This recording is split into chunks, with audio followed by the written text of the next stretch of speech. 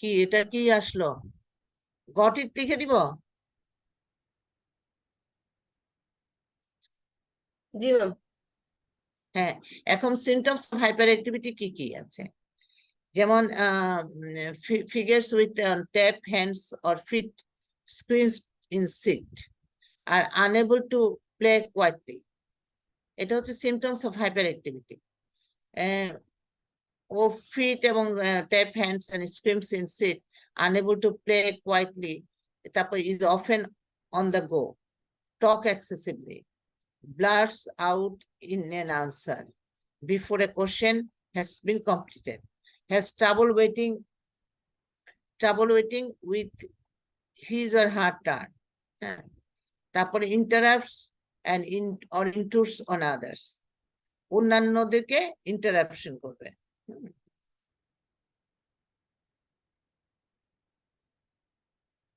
এখন ADHD কি points কি? ADHD কি পয়েন্টস হচ্ছে must have symptoms for at least 6 month, 6 মাস পর্যন্ত এই সিমটমস গুলি থাকবে, এবং symptoms must be present prior to the age of 7।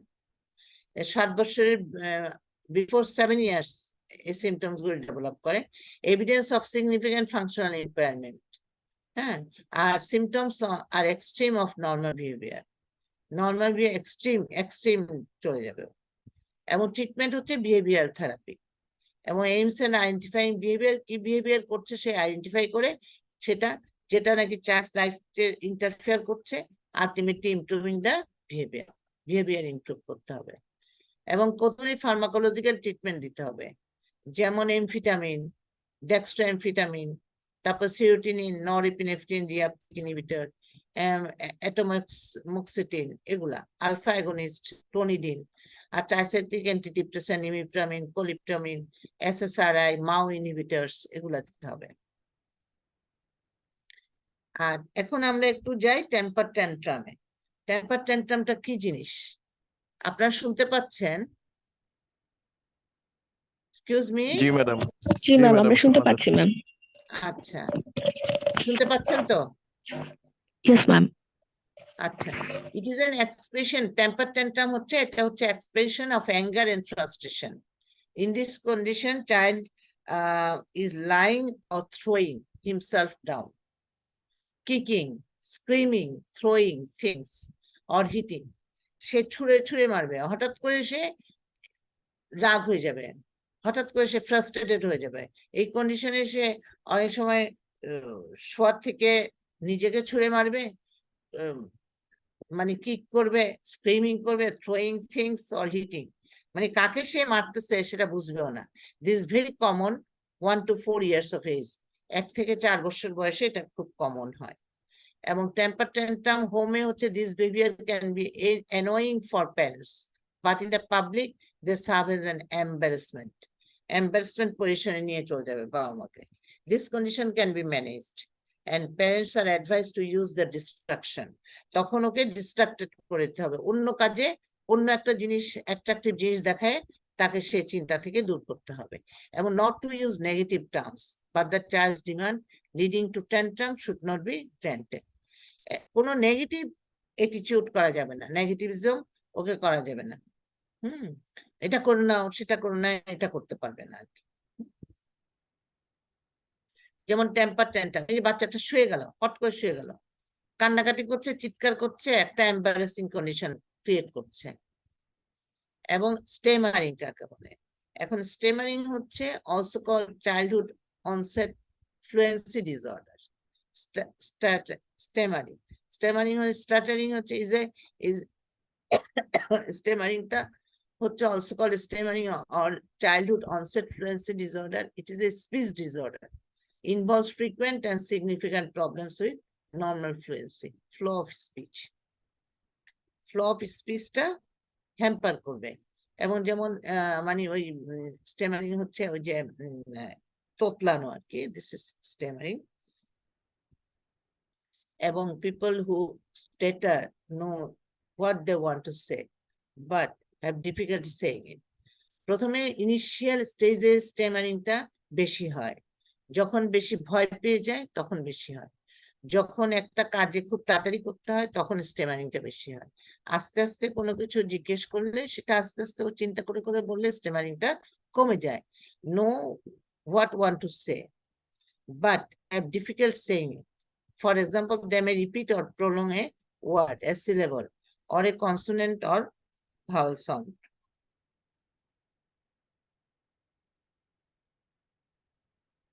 Stammering signs and symptoms include difficulty in starting a word or phrase or sentence.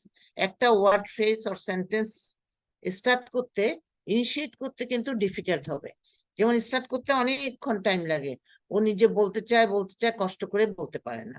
এবং prolonging a word of sounds within a word, এবং একটা prolong করতে থাকে, আরেকটা ভিতরে ওর আরেকটা শব্দ input হয়, এবং repetition of a sound, syllable or word. Brief silence for certain syllables or words or pauses within a word, broken word যেটা করে, আর addition of extra words such as if difficulty moving to the next word is anticipated. Anxiety is about talking.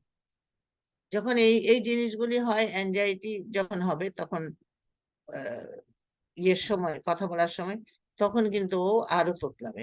Limited ability to effectively communicate. These speech difficulties or stammering may be accompanied by rapid eye blinkings. ও এই যে স্পিচটা difficulty হবে, তখন হঠাৎ করে বলার সময় চোখগুলো rapid I blinking হবে, এবং tremors of the lips or jaws. আমরা দেখতে পাবো স্টেমারিং করার সময় কিন্তু লিপ আর জস গুলি কাঁপবে, এবং ফেসিয়াল টিক্স, মানে এক এক রকম সেম মুভমেন্ট করতে থাকবে মুখের মধ্যে, একটা ডিফারেন্ট মুভমেন্ট করতে থাকবে, এবং হেড জার্কস, ক্লেনচিং ফিস্ট, হাতকে ফিস্টটা একদম ইয়ে করে রাখবে। এখন when to seek treatment, এটা যদি last for more than 6 month হয় তখন আমরা ট্রিটমেন্টটা সিক করতে বলবো। occurs with other speech or language problem, other speech এবং ল্যাঙ্গুয়েজ প্রবলেম যদি হয় তখন আমরা বলবো ট্রিটমেন্ট করতে। Become more frequent or continuous as the child grows older, যদি এটা বেশি বেশি ঘন ঘন হইতে থাকে, আস্তে আস্তে বড় হইতে হইতে যদি বেশি হইতে থাকে তখন আমরা বলবো ট্রিটমেন্ট দরকার। Effects the ability to effectively communicate at school, at work, in social interaction. এটা যখন কোনো কমিউনিকেশন স্কিল স্কুলের মধ্যে করার সময় যদি বেশি বেশি হ্যাম্পার করে এই জিনিসটা, স্কুলে, কাজে অথবা সোশ্যাল ইন্টারাকশনে, তখনই আমরা ট্রিটমেন্টটা দিতে বলব। এখন আপনারা বুঝেছেন? বুঝতে পারছেন? আমার কথা শুনতে পাচ্ছেন? এক্সকিউজ মি, কথা শোনা যাচ্ছে? জি ম্যাম, আমরা সবাই শুনতে পাচ্ছি ম্যাম। আচ্ছা, এমনি বোঝা যাচ্ছে? বোঝা যাচ্ছে? বোঝা যাচ্ছে ম্যাম। আচ্ছা, কারণ এটা তো ওয়ান ওয়ে টিচিং হয়ে যাচ্ছে। আপনাদের কাছ থেকে আমি আর মানে টু ওয়ে যে ইন্টারেক্টিভ, ওটা পাচ্ছি না। ম্যাম অ্যাকচুয়ালি আমি জানি না সবাই ফেস করছে কিনা, বাট আমার এখানে নেটওয়ার্কের খুব প্রবলেম হচ্ছে। আপনাদের তাহলে নেটওয়ার্ক প্রবলেম, আসলে আজকে নেটওয়ার্ক বেশি প্রবলেম হচ্ছে। আজকে না শুধু ম্যাডাম, ওই যে মহাখালীতে যেদিন একটা টাওয়ারে আগুন লাগলো ওদিন থেকেই নেটওয়ার্কের সমস্যা হচ্ছে। আসলে ব্রডব্যান্ড নেটওয়ার্ক ডাউন ডাউন হয়ে গেছে এটা না, ওই জন্যই। জি জি। ওই জন্যই। এখন আপনারা একটু শুনতে পাচ্ছেন কিনা এবং বুঝতে পাচ্ছেন কিনা? আমরা জি, শুনতে পাচ্ছি, বুঝতেও পাচ্ছি ম্যাডাম। Thank you. ঢাকাতেও কারণ আমি বোধ হয় এটা তাই, হিসাব করে কারণ নিয়ে, সেটা বেলা হচ্ছে। হ্যাঁ, স্কুল ফোবিয়া কাকে বলে? স্কুল ফোবিয়া হচ্ছে, আমরা তো বুঝতেই পারছি যে স্কুলে যেটা ভয়, স্কুলে যাওয়ার ভয়, School phobia is becoming more common in many young children, school children, causing distress and learning disability, difficulty. যেমন ধরেন ডিস্ট্রেস, যেমন টিচার যদি কোনো রকমের বিহেভিয়ার ওর খারাপ লাগে তখন স্কুল ফোবিয়া হবে, যদিও হোম সিকনেস বেশি থাকে তখন স্কুল ফোবিয়া হবে। তো এইসব জিনিসের জন্য যে many young school children causing distress and learning difficulties, যাদের লার্নিং ডিফিকাল্টি আছে তাদের স্কুল ফোবিয়া হবে। How does it effects kids? এটা one of the major hindrance of school phobia is its interference with the social cognitive motor skill. এটা হচ্ছে social cognitive motor স্কিলের মধ্যে interfere করবে। যেমন underlying disease can lead to poor academic grade. Academic grade যদি poor থাকে কোনো বাচ্চার, তখন সে স্কুলে যেতে চাইবে না। Lack of interest in learning, কোনো টিচারের পড়াশোনা তার ভালো লাগছে না, কোনো বুঝতে আন্ডারস্ট্যান্ডিং এ প্রবলেম হচ্ছে, তখন সে স্কুল ফোবিয়া হবে। আর disturbance in physical health of the child, physical health যখন শরীর খারাপ থাকবে, কোনো বাচ্চার হয়তো ক্রনিক ইলনেস থাকে, তখন ওর স্কুল ফোবিয়া হবে। তারপর retardation of the child physically, socially and mentally. যদি মেন্টাল রিটার্ডেশন থাকে, ফিজিক্যাল রিটার্ডেশন থাকে, মানে ফিজিক্যাল মানে ধরেন ডিসেবিলিটি থাকলো, তখন এটা স্কুল ফোবিয়া হবে। এবং negative defence mechanism including the aggression, fear, যদি ভয় দেখায়, স্কুলে কোনোভাবে ভয় দেখায়, তখন এটা স্কুল ফোবিয়া হবে। এখন ট্রিটমেন্ট আমরা কি দিতে পারি? ট্রিটমেন্ট হচ্ছে এডুকেশনাল সাপোর্ট থেরাপি। এটা এডুকেশনাল থেরাপি এবং সাপোর্ট থেরাপি দিতে হবে। কগনিটিভ বিহেভিয়ারাল থেরাপি দিতে হবে, কিন্তু এটা অ্যাসেস করতে হবে কেন ওর হচ্ছে, এটা অ্যাসেস করতে হবে। সাইকোলজিক্যাল ডিসঅর্ডার অ্যাসেস করতে পারে, কগনিটিভ অ্যাসেসমেন্ট করতে হবে, ডেভেলপমেন্টাল অ্যাসেসমেন্ট করতে হবে। করার পরে আমরা যেটা বুঝবো সেটা হচ্ছে সাপোর্ট থেরাপি দিতে হবে, কগনিটিভ বিহেভিয়ারাল থেরাপি দিতে হবে। আর প্যারেন্ট টিচার ইন্টারভেনশন, প্যারেন্টসরা টিচারদের কাছে যেতে হবে কেন এটা হচ্ছে, এটা জানার জন্য। প্যারেন্টসদের সাথে টিচারদের কিরকম কমিউনিকেশন, কোনো ওর সবসময় দেখা যাচ্ছে হয়তো টিচাররা কোনো কমপ্লেন করছে কিনা প্যারেন্টসদের কাছে, এই জন্য ওর কিছু হতে পারে। তারপর কিছু কিছু ট্রিটমেন্ট, ফার্মাকোথেরাপি দিতে হবে যদি কিনা দরকার হয়। আর প্রিভেনশন কি? Talk with child, contact with school. স্কুলে সবসময় বাচ্চার সাথে সবসময় কথা বলতে হবে যে কেন ওটা হচ্ছে, কেন কি হচ্ছে, ওর সাথে ফ্রেন্ডলি অ্যাটিটিউড করতে হবে। তারপরে হচ্ছে স্কুলের সাথে কন্ট্যাক্ট করতে হবে, কেন ওর বাচ্চা স্কুলে যেতে চাচ্ছে না, কি সমস্যা হলো। মেক এন এগ্রিমেন্ট, একটা এগ্রিমেন্টে আসতে হবে যে তুমি এরকম ভালো ব্যবহার করতে হবে। অনেক বাচ্চাদের আছে এখনো টিচাররা মাথার মধ্যে ধাম করে বাড়ি মারছে, ফিজিক্যাল অ্যাসল্ট করছে, ওই বাচ্চারা কিন্তু ওইটাতে ভয় পায়। Make N agreement, the excerpt mild pressure. তারপর হচ্ছে don't make staying at home, বাচ্চাকে ঘরে রাখার জন্য মানে করা যাবে না, আস্তে আস্তে ওকে চেঞ্জ করতে হবে। এখন এনিউরেসিসটা কি জিনিস? এটা হচ্ছে involuntary urination after the age of expected bladder control. 5 থেকে 6 বছর বয়সের পর থেকে আস্তে আস্তে ব্লাডার কন্ট্রোল ডেভেলপ করে। তখন কিন্তু তারপরেও যদি ইনভলান্টারি ইউরিনেশন হয় এক্সপেক্টেড ব্লাডার কন্ট্রোলের পরে, is generally reserved হচ্ছে for children 5 to 6 years of age or older। 5 থেকে 6 বছর বয়সের পরের থেকে এটা কিন্তু ব্লাডার কন্ট্রোল চলে আসার কথা, কিন্তু যদি না আসে তখন এনিউরেসিস হয়। এটাকে বলা হয় এনিউরেসিস। এখানের মধ্যে নকটার্নাল এনিউরেসিস আছে, এটা হচ্ছে incontinence of urine only at night. Majority of children show nocturnal enuresis. R diurnal enuresis আছে। Diurnal enuresis হচ্ছে a small number of children are incontinent during the daytime. Daytime এ অনেক নাম্বার অফ চিলড্রেন। আমার দেখা মতে ডায়নাল এনিউরেসিস যেটা হয়, যাদের nocturnal এনিউরেসিস থাকে না কিন্তু ডায়নাল এনিউরেসিসটা থাকে, দ্যাট মিনস কিছুক্ষণ পর পর ইউরিন পাস করতে যায়। অনেক সময় স্কুল গোয়িং চিলড্রেন হচ্ছে, আর খেলার ছলে যারা অনেক বাচ্চা আছে বাইরে বাইরে ইউরিন পাস করতে আগ্রহী না, বাইরের বাথরুম টয়লেট ইউজ করতে আগ্রহী না, তারা কি করে বাসার মধ্যে হঠাৎ করে করে যখন বাইরে নিয়ে যাচ্ছে মা বা স্কুলে নিয়ে যাচ্ছে একটু পরপর ইউরিন পাস করতে থাকে, কিন্তু এটা নর্মাল। কিন্তু ও নিজের মানে সাইকোলজিক্যাল ইমোশনালি সে ডায়ানাল এনিউরেসিস করে। এই ধরনের ম্যাক্সিমাম বাচ্চারা এই ডায়ানাল এনিউরেসিস এর জন্য করে। আর প্রাইমারি এনিউরেসিস হচ্ছে কন্টিনিউয়াস ইজ নেভার অ্যাচিভড। এটা কন্টিনিউয়াসটা কখনোই ইনকন্টিনিউয়াসই হইতে থাকবে, এটা কখনো প্রাইমারি এনিউরেসিস। আর secondary enuresis incontinuous refers to after dry period at least 6 months। ধরেন 5-6 বছর পরে ও কন্ট্রোল হয়ে গেল, কিন্তু 6 মাস পর থেকে আবার স্টার্ট হবে, এটা হচ্ছে সেকেন্ডারি এনিউরেসিস। আর প্রাইমারি এনিউরেসিস ও কন্টিনিউয়াস চলতেই থাকবে, ও কখনোই বন্ধ হয়নি। আর নকটার্নাল এনিউরেসিস এপিডেমিওলজি হচ্ছে 20% of the children have primary enuresis at the age of 5 years, R 10% at 7 years, and 5% at 10 years, R 1% persist up to adulthood। এই যে প্রাইমারি এনিউরেসিস, এটা হচ্ছে কিছু কিছু ক্ষেত্রে দেখা যায় 7 years পর্যন্ত কন্টিনিউ করছে, আর কিছু কিছু করছে 10 years পর্যন্ত।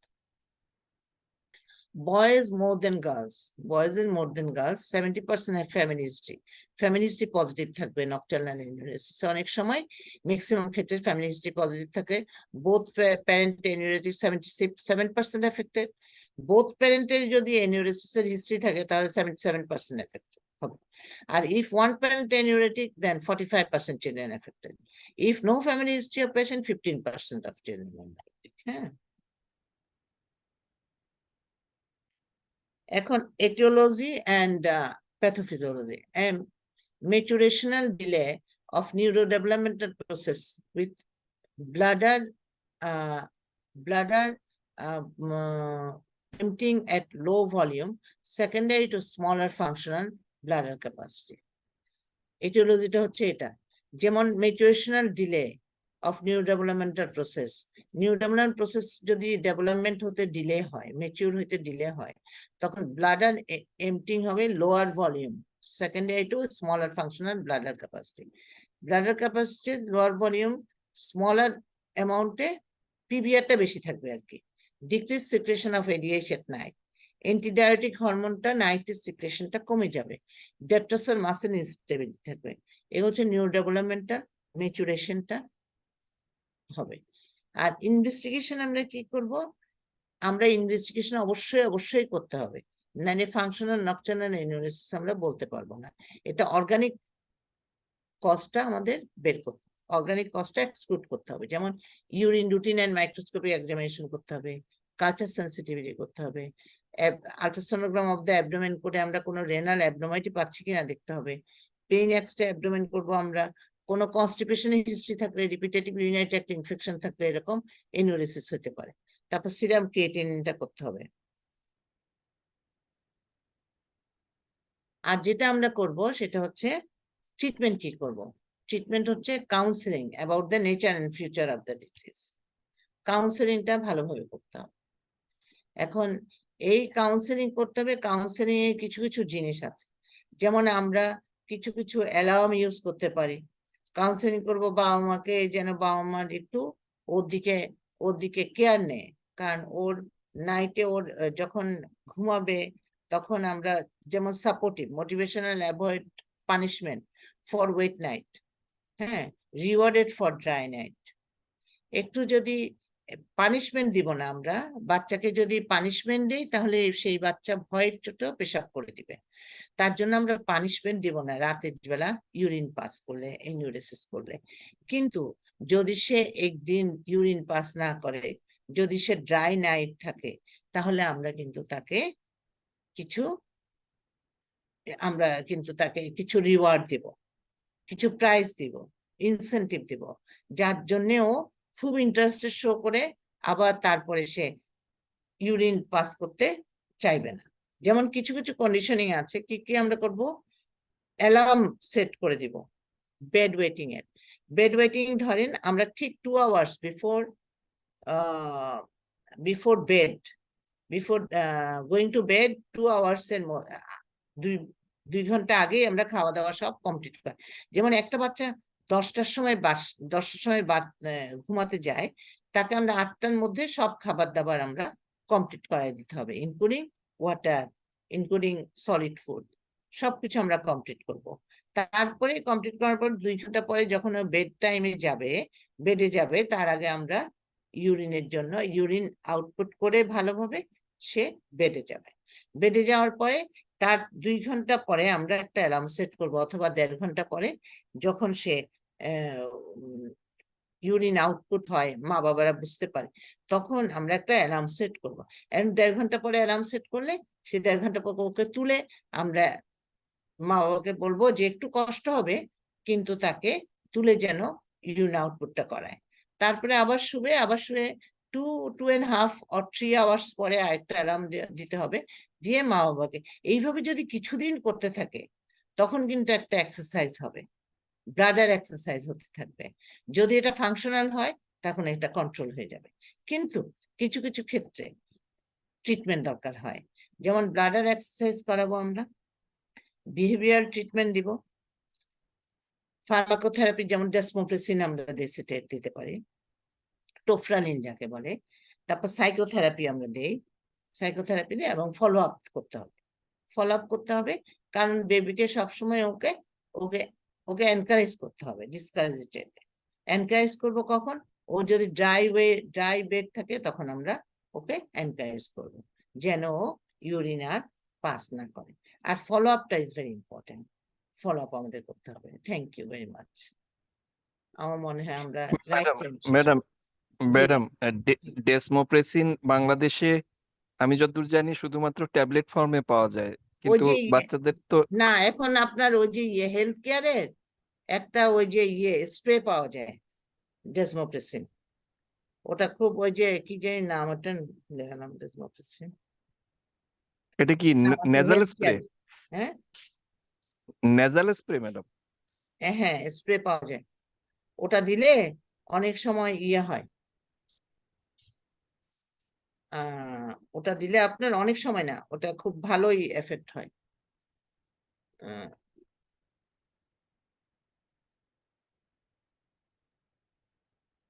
নামটা,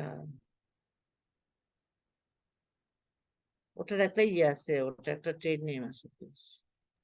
এটা কতদিন দেওয়া যায় ম্যাডাম? হুম, এটা হচ্ছে সপ্তাহে 1 দিন কি ইয়ে ওটা মানে 2 মাস, 2 মাস ডেসমোপ্রেসিন।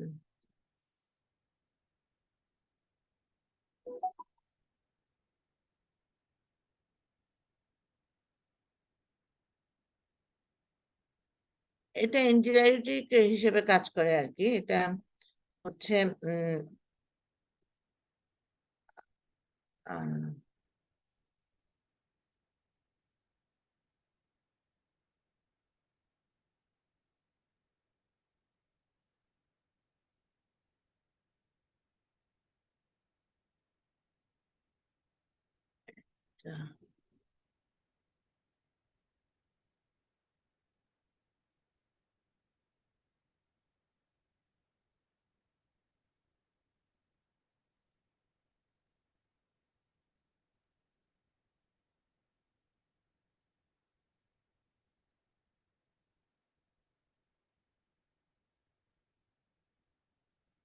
এটা হচ্ছে আপনার 10 to 40 0.05 মিলিগ্রাম 12 আওয়ারলি দিতে হয়। ইফেক্টিভ রেঞ্জ হচ্ছে একটু 12 আওয়ারলিও দেওয়া যায়। এটা হচ্ছে ইন্ট্রানাজাল নাজাল স্প্রে,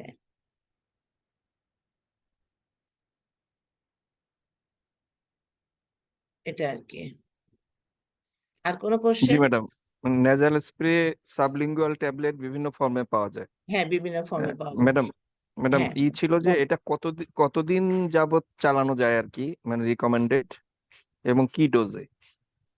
ওই যে আপনার 0.05 মিলিগ্রাম, এটা 12 আওয়ারলি হিসেবে দেওয়া যায়, আবার 8 to 12 আওয়ার ইফেক্টিভ রেঞ্জ। এখন ডিপেন্ড করে আপনার ইয়ের উপরে, আহ ওর ইয়ের উপরে ওর কতটুকু, আর এটা কি ডায়াবেটিস ইনসিপিটাস এর জন্য হচ্ছে নাকি নকটার্নাল এনিউরেসিস। নকটার্নাল এনিউরেসিস হচ্ছে আপনার হেলথ কেয়ারের একটা, এখন ডেসমোপ্রেসিন পাওয়া যায়, ওটা ভ্যাসোপ্রেসিন আর কি। এটা হচ্ছে 4 মাইক্রোগ্রাম/ml ইনজেক্টেবল সলিউশন, আর ট্যাবলেট হচ্ছে 0.1 মিলিগ্রাম 0.2 মিলিগ্রামে পাওয়া যায়। 0.1 to 0.4 ml পার ডেতে দিতে হয়। এটা 12 আওয়ারলি অথবা 8 আওয়ারলি দিতে হয় ইন 2 or 3 ডোজেস। এটা তো ম্যাডাম যদি এডিএইচ এর ঘাটতি থাকে তাহলে পরে দেওয়া উচিত, তাই না অনেক ম্যাডাম? সময় এরকম nocturnal energies, functional nocturnal energies হলেও দেওয়া যায়, এটা পাওয়া যায় এখন, কিন্তু যদি অ্যাভেলেবল এবং ইফেক্টিভ। কিন্তু যদি হাইপার অ্যাক্টিভ ব্লাডারের জন্য হয় ম্যাডাম, তখন কি এটা কাজ করবে? না না, তখন এটা ডিপেন্ড করে আপন দা এটিওলজিটা দেখতে হবে। এটিওলজি যদি হাইপার অ্যাক্টিভ ব্লাডারের জন্য হয়, সেটার জন্য অন্য কিছু, সেটা নিউরোরেগুলেটরি ডিসঅর্ডারের জন্য হচ্ছে, সেটার জন্য অন্য ওষুধ দিতে হবে, সেটার জন্য আপনার স্পেশালিস্টের কাছে পাঠাতে হবে। আর যদি নকটার্নাল এর জন্য হয় প্রাইমারি, তখন এটা আপনার ওই যে 0.2 মিলিগ্রাম পার ওরালি দিতে পারেন, ইন্টারনেজালও দেওয়া যায়। জি ম্যাডাম, থ্যাংক ইউ। আর এগুলি তো আসলে বেশি কমন না, তো যার জন্য আপনার ড্রাগগুলি ইউজ করাও হয় না। কিন্তু ডিজিজ অনুপাতে যদি নকটার্নাল এর কজ হিসাবে যদি নিউরোডেভেলপমেন্টাল ডিসঅর্ডার হয়, তখন আপনার ইয়ে হয় না। যদি অ্যান্টিডায়াবেটিক হরমোন ইয়ে এক্সেসের জন্য হয়, তখন এটা হেল্প করে আর কি, ডেসমোপ্রেসিন। আর কোনো প্রশ্ন?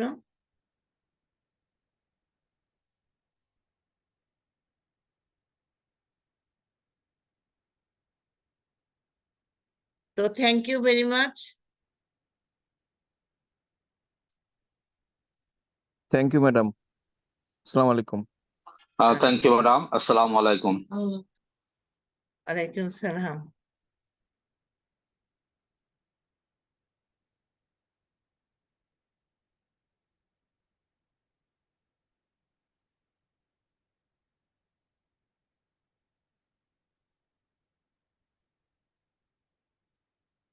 লিভ করবো না আমরা। জি ম্যাম।